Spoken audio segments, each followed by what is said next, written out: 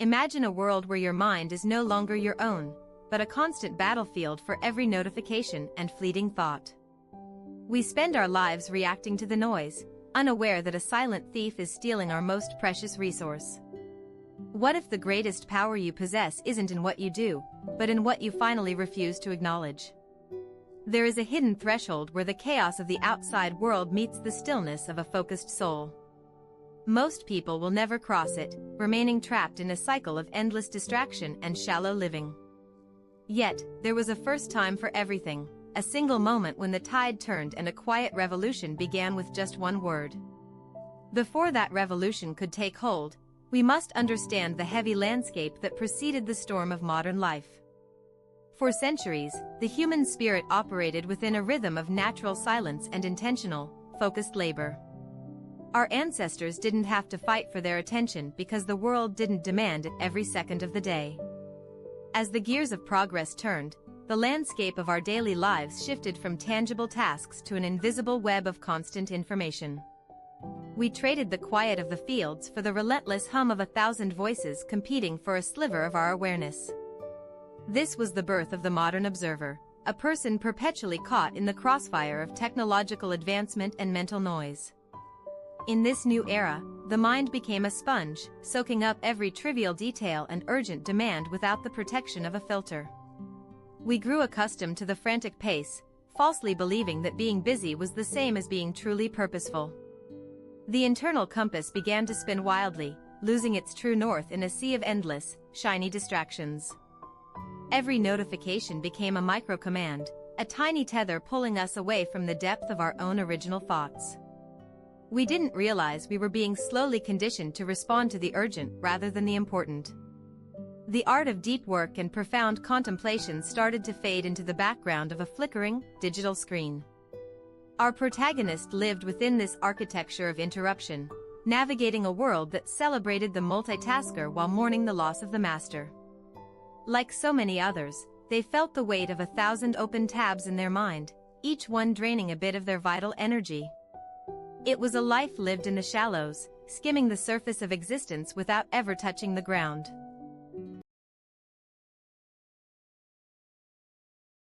The biological pull of the novel and the new kept them trapped in a cycle of dopamine-driven anticipation. Every ping promised a reward that never quite satisfied the growing hunger for something more substantial.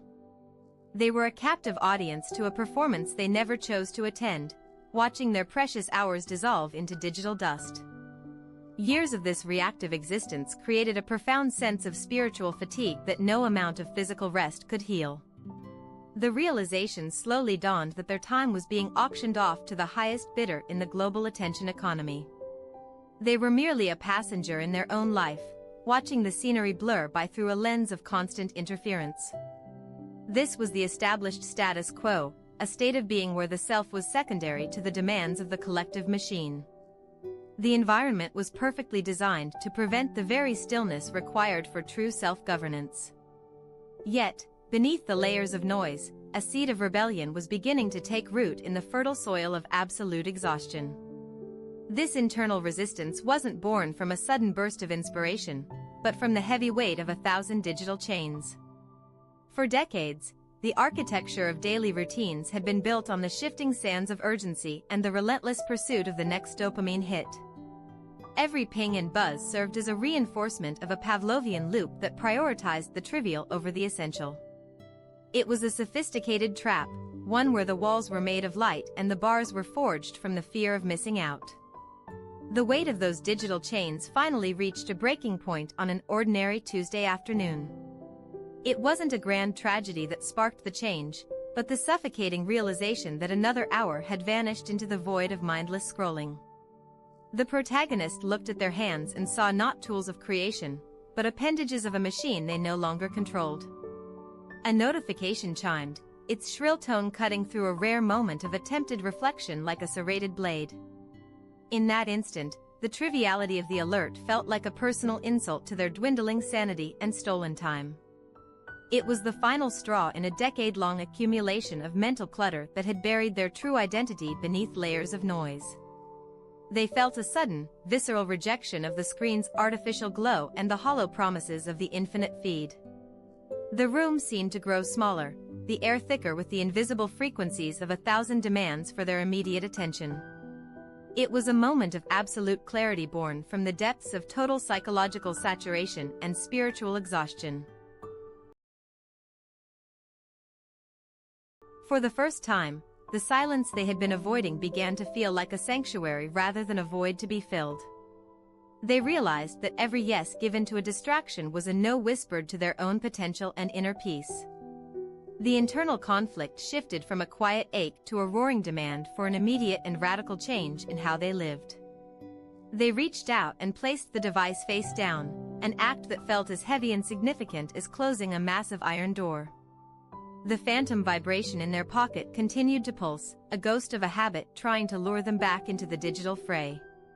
Yet, their hands stayed still, refusing to yield to the familiar pull of the siren song that had governed their life for so long. A wave of anxiety washed over them, the primitive fear of being disconnected and forgotten by the digital tribe. They stood at the edge of a great abyss, staring into the terrifying possibility of being alone with nothing but their own unedited thoughts.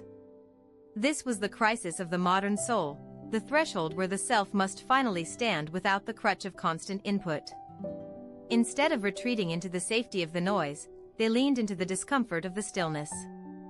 They watched the frantic thoughts race by like panicked animals, no longer feeling the need to chase or capture every single one. The observer was finally waking up, detaching from the chaotic dance of the external world to find a new, internal center of gravity. The decision was made not with a shout, but with a breath that reached the bottom of their lungs for the first time in years. They looked at the world through eyes that were no longer searching for the next hit of novelty or social validation. The threshold had been reached, and the word no formed in their mind with the weight of an ancient and unshakable truth. That initial silence was not the peaceful meadow they had imagined, but a vacuum that demanded to be filled. The brain, long accustomed to the high-speed data stream, began to panic at the sudden lack of input. It was a physical sensation, a restless energy that coiled in the chest and made the simple act of sitting still feel like an endurance test. The first external test arrived within minutes as the doorbell of the digital world rang through a different medium. A colleague sent an urgent message regarding a project that could surely wait, yet the ingrained habit of immediate response screamed for attention. They felt the invisible social contract of constant availability tightening around their throat like a cold, iron collar. Every few seconds, a phantom vibration pulsed against their thigh, a neurological ghost of 1,000 previous notifications. Their hand would twitch toward the empty pocket, a reflexive motion honed by years of mindless repetition and digital subservience. It was a humbling realization to see how much of their physical autonomy had been surrendered to a piece of glass and silicon. Doubt began to seep into the cracks of their resolve, whispering that this experiment was nothing more than a futile gesture of vanity. The fear of missing a crucial update or a social connection felt like a heavy fog rolling in to obscure their newfound clarity. They wondered if they were merely isolating themselves from the pulse of the world rather than reclaiming their own life. They attempted to redirect their focus toward a long-neglected book, but the words seemed to slide off the page without taking root. Their attention span had become a fractured mirror, reflecting only the jagged edges of 1,000 different directions at once. The simple task of reading a single chapter felt as monumental as climbing a mountain without any gear or preparation. Friends and family noticed the sudden silence and reacted not with support, but with a strange mix of confusion and subtle irritation. In a society where being busy is a badge of honor, their refusal to engage felt like a quiet act of betrayal against the collective pace. The pressure to conform to the frantic rhythm of the group was a tide that threatened to pull them back into the deep.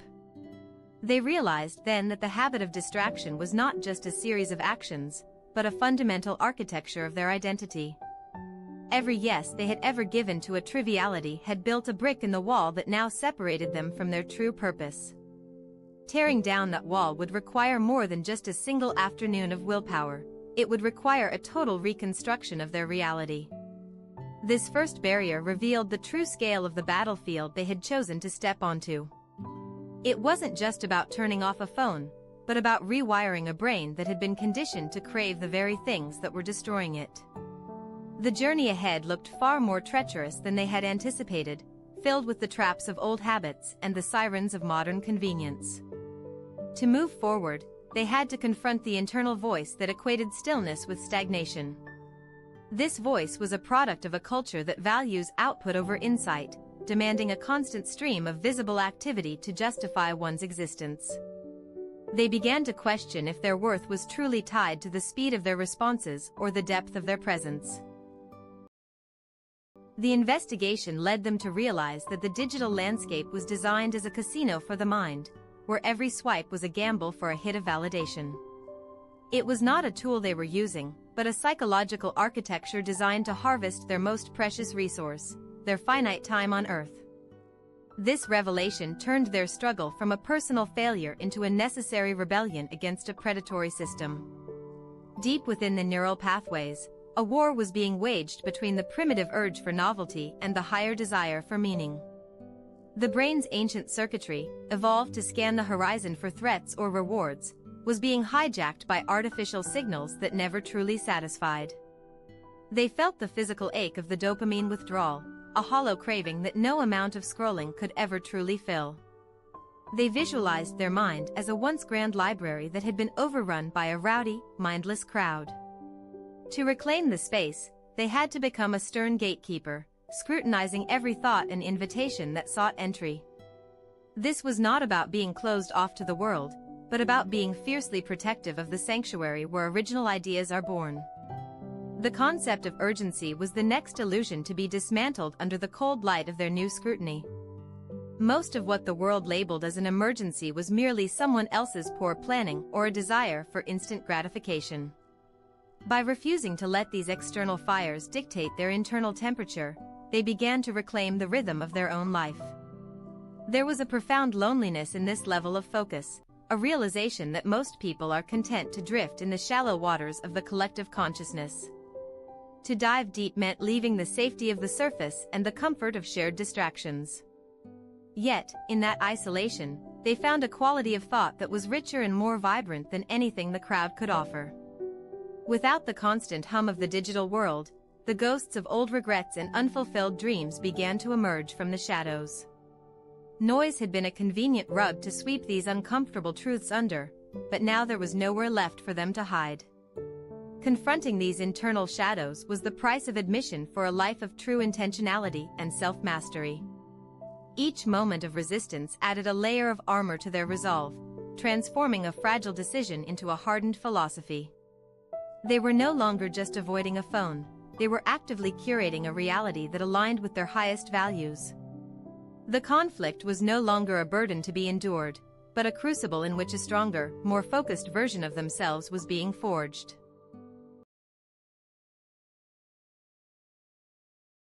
The forge finally cooled, leaving behind a stillness so profound it felt like the very air had crystallized into a diamond of clarity. The internal war that had raged for days subsided into a gentle, rhythmic pulse of pure existence. They believed they had finally reached the destination, a permanent state of grace where the world could no longer reach them. Every external demand now bounced off their resolve like pebbles against a fortress wall. There was a sense of smug satisfaction in watching the digital world spin frantically while they remained anchored in a sea of calm. They had successfully severed the tethers of distraction and stood alone on the peak of their own mountain. The long-neglected book was finally finished, its lessons integrated into a mind that was now a sharp, singular instrument. They felt a sense of completion, as if the narrative of their struggle had reached its natural and triumphant conclusion. The experiment was over, and the victory was absolute in its quiet, solitary brilliance. They sat in the dimming light of the evening, convinced that the lessons of the no were fully learned and internalized. There was nothing left to fight, no more shadows to confront, and no more voices to silence. It was the perfect ending to a difficult chapter, a moment of total resolution that felt as final as the closing of a heavy vault. However, as the silence stretched into the night, a new and unsettling sensation began to creep into the edges of their consciousness. The peace they had fought so hard to achieve started to feel less like a sanctuary and more like a tomb. They realized that in their quest to shut out the noise, they might have accidentally silenced the music of life itself. The no had become a reflex as mindless as the yes had once been, creating a vacuum where growth used to happen. By rejecting every distraction, they had also rejected the messy, unpredictable sparks of human connection and spontaneous inspiration. The fortress they built to protect their focus had become a prison of their own making. This was the true face of failure, hidden behind the mask of a successful discipline. They had mastered the art of refusal but forgotten the purpose of the space they were clearing. The void was clean and orderly, yet it was utterly devoid of the very meaning they had set out to find in the first place. Just as they were about to tear down the walls and surrender back to the chaotic hum of the world, a faint, rhythmic tapping echoed from deep within the silence. It wasn't a notification or a demand, but a heartbeat coming from a part of their soul they had never explored. They realized that the no was not the end of the journey, but merely the key to a door they hadn't even noticed until now. That rhythmic pulse was the sound of a dormant purpose finally finding room to breathe. The silence was no longer a vacuum, but a canvas waiting for the first stroke of a deliberate life. They understood that the no had served its purpose by clearing the wreckage of 1,000 trivialities. With a steady hand, they turned the key and stepped through the threshold of their own resistance. Beyond the wall of refusal lay a landscape of infinite potential, where every thought carried the weight of a conscious choice. They were no longer hiding from the noise, but standing in the center of a self-defined symphony. The realization struck with the force of a tidal wave: true mastery is not the absence of the world, but the presence of the self within it. They had spent so long learning to push things away that they had forgotten how to pull the right things close. The no was the shield, but the yes was the sword they were finally ready to wield. Every fragment of their past struggle suddenly aligned into a single, blinding point of clarity. The digital lures, the social pressures, and the internal shadows were merely tests designed to sharpen their discernment. They saw the architecture of their life not as a series of reactions, but as a deliberate construction of their own making. In this sacred space, the work began to flow with a grace they had never experienced before. Each action was precise, unburdened by the frantic need for external validation or the fear of missing out. They were no longer a passenger in their own mind, but the architect of every unfolding moment. The world outside continued its chaotic dance, but the invitations to distraction now felt like distant whispers from a different era. There was no need for a struggle or a fight because the internal alignment was absolute. They had moved beyond the effort of discipline into the ease of true identity. The power of that single, intentional no had transmuted their entire reality into a focused beam of light. It was the moment they stopped being a victim of the algorithm and became the master of their own attention. The threshold had been crossed, and there was no longer a path leading back to the person they used to be. They stood at the peak of their own consciousness, witnessing the birth of a life lived with radical intention.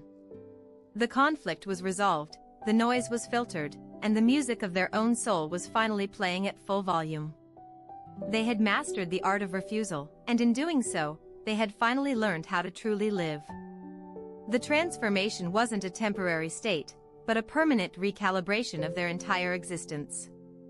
They walked back into the world not as a hermit, but as a beacon of focused energy that others couldn't help but notice. The legacy of that first refusal began to ripple outward, changing every interaction and every project they touched with a newfound sense of purpose. People began to ask how they remained so centered and unshakable amidst the escalating storms of the modern age. They realized that their journey was no longer just a personal victory, but a blueprint for anyone drowning in the digital sea. The quiet strength of their presence became a silent invitation for others to reclaim their own stolen focus and rewrite their own stories. Yet, as this mountain was conquered, the horizon revealed new peaks that required a different kind of courage and insight.